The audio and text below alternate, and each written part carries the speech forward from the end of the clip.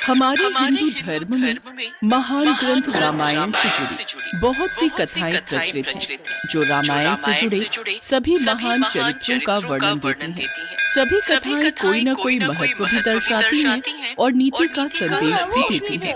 जिनमें से एक कथा है राम सेतु की। कहा जाता है कि जब लंकापति राजा रावण माता सीता का हरण करके लंका ले गया, तब भगवान श्री राम ने लंका पर चढ़ाई करने के लिए वानर राज सुग्रीव से सहायता ली। तब वानर राज सुग्रीव और हनुमान जी सहित सभी वानर सेना ने प्रभु श्री राम का साथ दिया, पर प्रभु श्री राम को लंका पहुंचने के लिए समुद्र को लांघना था। इसलिए प्रभु श्री राम ने समुद्र से रास्ता देने के लिए प्रार्थना की ताकि वो लंका पहुंच सके। प्रभु श्री राम को समुद्र से प्रार्थना करते हुए 3 दिन बीत गए, लेकिन समुद्र नहीं माना। तब श्री राम को उस पर क्रोध आ गया। बिना भय के प्रीति नहीं होती।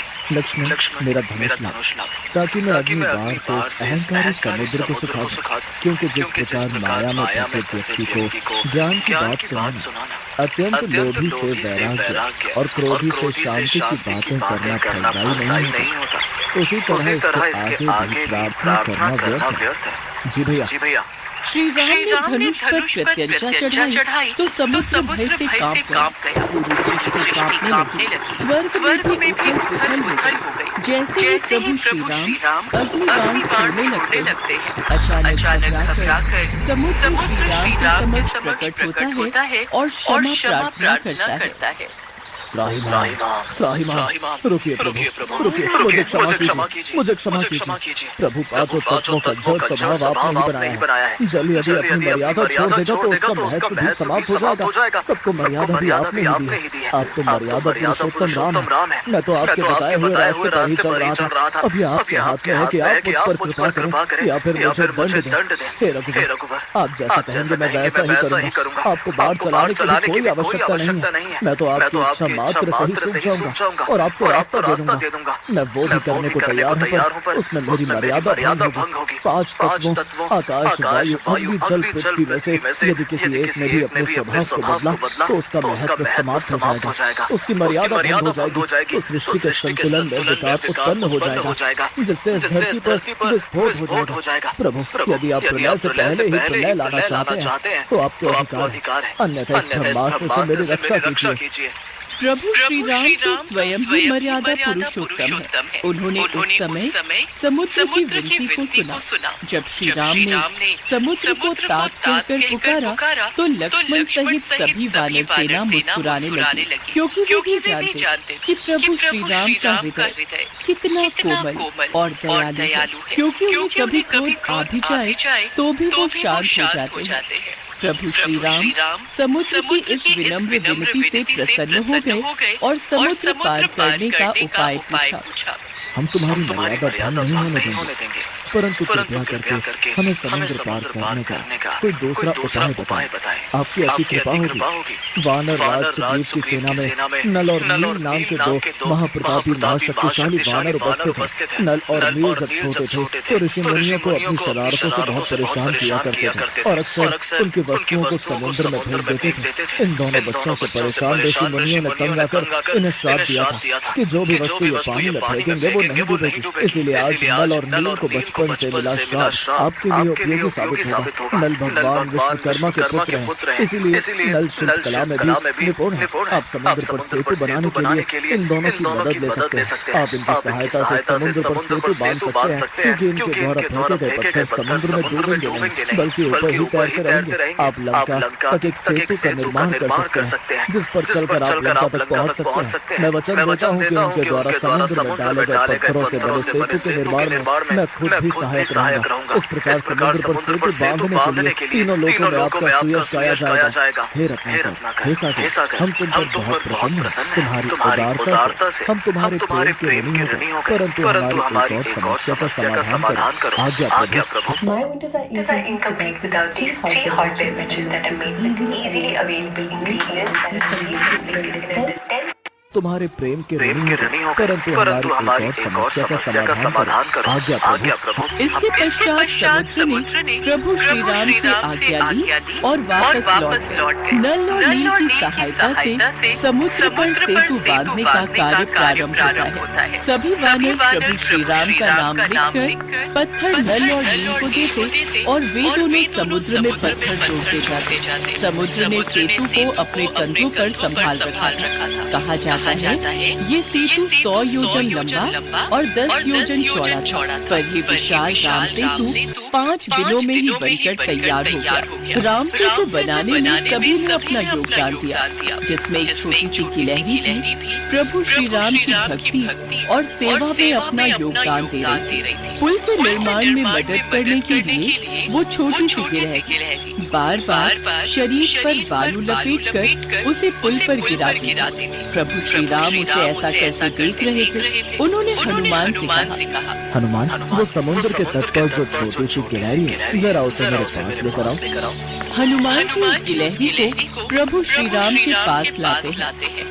नन्ही सी चीज, तुम सेतु पर क्या कर रही हो? तुमको भय नहीं आता कि तुम वानरों के पैरों के नीचे आ सकती थी या कोई वृक्ष अथवा शिलाखंड तुम्हारे ऊपर गिर सकता था?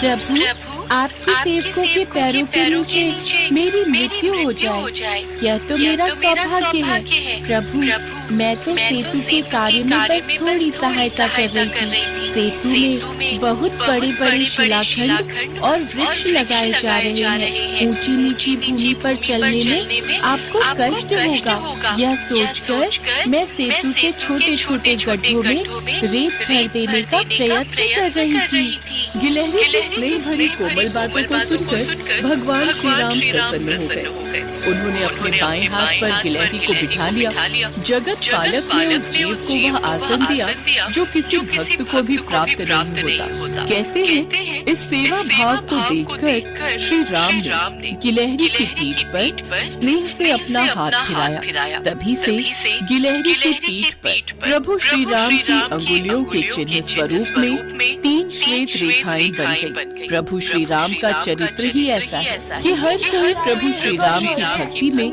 लीन हो जाता है। प्रभु श्री राम करुणा के अवतार हैं। वे अपने भक्तों पर अथाह प्रेम न्योछावर कर देते हैं। कहते हैं प्रभु श्री राम का नाम लेने से ही सारे काम सिद्ध हो जाते हैं।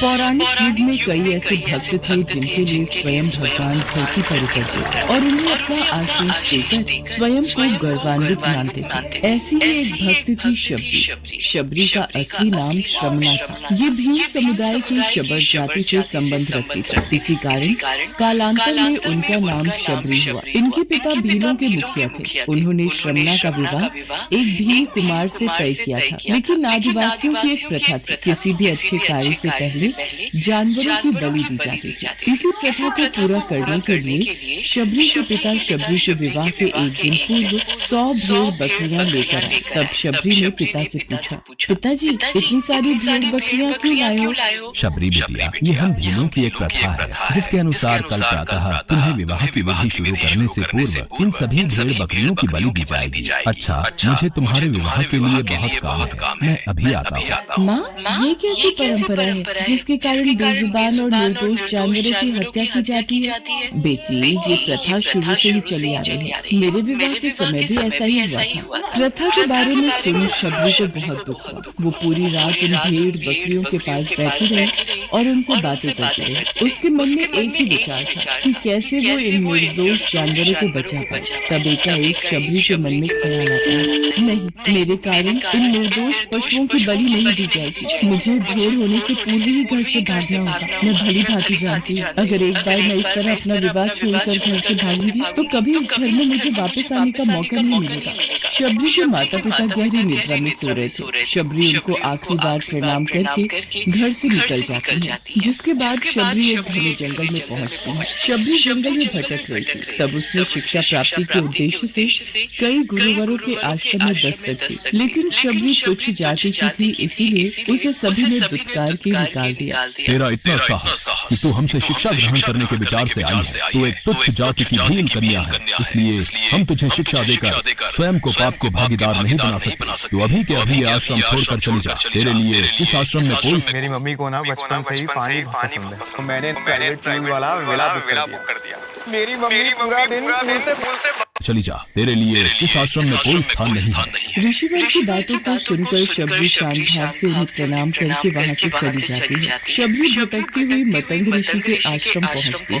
प्रणाम मुनिवर। जीती रहो पुत्री, कौन हो तुम? मुनिवर, मेरा नाम शबरी है। शबरी ने अपना परिचय देते हुए मतंग ऋषि से शिक्षा प्राप्ति की इच्छा व्यक्त की। मतंग ऋषि ने शबरी को सहर्ष अपने गुरुकुल में स्थान दे दिया। अन्य सभी ऋषियों ने मतंग ऋषि का तिरस्कार किया, लेकिन मतंग ऋषि फिर भी अपने कथन से पीछे नहीं हुए। उस दिन से शबरी ने गुरुकुल के सभी आचरणों को आसानी से अपना लिया और दिन रात अपने गुरु की सेवा में लगे। शबरी जतन से शिक्षा ग्रहण करने के साथ साथ आश्रम की सफाई, गौशाला की देखरेख, दूध दोहने के कार्य के साथ साथ सभी गुरुकुल के वासियों के लिए भोजन बनाने के कार्य में लगे। कई वर्ष बीत गए। मतंग ऋषि शबरी की गुरु भक्ति से बहुत प्रसन्न हुए। मतंग ऋषि का शरीर दुर्बल हो चुका था, इसलिए उन्होंने एक दिन शबरी को अपने पास बुलाया और कहा, पुत्री, मेरा शरीर अब दुर्बल हो चुका है, इसलिए मैं अपनी देह यहीं छोड़ना चाहता हूँ। लेकिन उससे पहले मैं तुम्हें आशीर्वाद देना चाहता हूँ। बोलो पुत्री, तुम्हें क्या चाहिए? हे गुरुवर, आप ही मेरे पिता हैं। मैं आपके कारण ही जीवित हूँ। आप मुझे अपने साथ ही ले जाएं। नहीं पुत्री,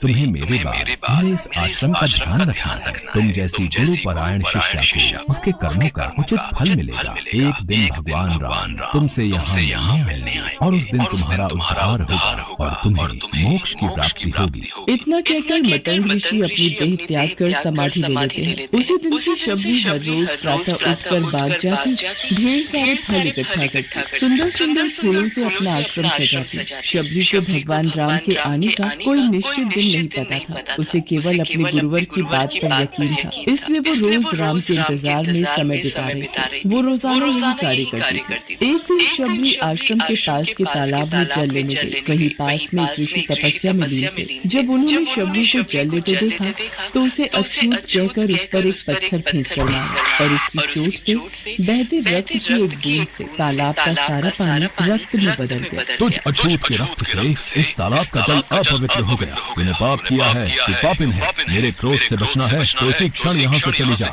ऋषि के कटु वचन सुनकर शबरी रोती हुई अपने आश्रम में चली गई। उसके जाने के बाद ऋषि फिर से तप करने लगे। उसने बहुत से जतन किए, लेकिन वो तालाब में भरे रक्त को जल नहीं बना पाया। उसमें गंगा, यमुना, सभी पवित्र नदियों का जल डाला गया, लेकिन रक्त जल में नहीं बदला। कई वर्षों बाद जब भगवान राम सीता हरण के बाद उनकी खोज में वहाँ आए, तब वहाँ के लोगों ने भगवान राम को बुलाया और आग्रह किया कि वे अपने चरणों के स्पर्श से इस तालाब के रक्त को पुनः जल में बदल दें। राम, आप अपने चरण स्पर्श से इस तालाब के रक्त को पुनः जल में बदलने की कृपा करें। यदि मेरे इस कार्य से आप सबका भला होगा तो मैं ऐसा ही करूंगा ऋषि। राम उनकी बात सुनकर तालाब के रक्त को चरणों से स्पर्श करते हैं, लेकिन कुछ नहीं होता। ऋषि उन्हें जो करने को बोलते हैं, राम वे सभी मंत्रोच्चारण करते हैं, लेकिन रक्त जल में नहीं बदलता। तब राम ऋषि से पूछते हैं, हे ऋषिवर, मुझे इस तालाब का इतिहास बताओ। यहाँ ऐसा क्या घटित हुआ जिस कारण इस तालाब का जल रक्त में बदल गया? राम जी की बात सुनकर ऋषि उन्हें शबरी और तालाब की पूरी कथा बताते हैं और कहते हैं, हे प्रभु राम, ये जल उसी तुच्छ जाति की शबरी के कारण अपवित्र हुआ है। हे ऋषिवर, ये रक्त उस देवी शबरी का नहीं, मेरे हृदय का है, जिसे आपने अपने अपशब्दों से घायल किया था। मुझे देवी शबरी से मिला, उन्हें हमारे आने का संदेशा भिजवा दीजिए। तब शबरी को बुलावा भेजा जाता है। शबरी राम के आने की प्रतीक्षा में अपनी कुटिया को सजा रही थी। राम का नाम सुनते ही शबरी दौड़ी चली आती है। क्या मेरे राम आए हैं? शबरी के राम आ गए, मेरे प्रभु राम आ गए। मतंग ऋषि का कथन सत्य हुआ, मेरे राम आ गए। शबरी का उद्धार करने मेरे राम आ गए। जिनको देखने के लिए ये आंखें तरस रही थी, वो प्रभु श्री राम आ गए। शबरी मेरे प्रभु राम कहती है जब तालाब के पास पहुँचती है। तब शबरी के पैरों की धूल तालाब में चली जाती जाती है और तालाब का सारा रक्त जल में बदल जाता है। तब भगवान राम कहते हैं, देखिए ऋषिराज, आपके कहने पर मैंने सब किया, लेकिन ये रक्त भक्त शबरी के पैरों की धूल से जल में बदल गया। राम की बातों को सुनकर ऋषिवर को अपने कथन पर बहुत ग्लानि होती है। शबरी जैसे ही भगवान राम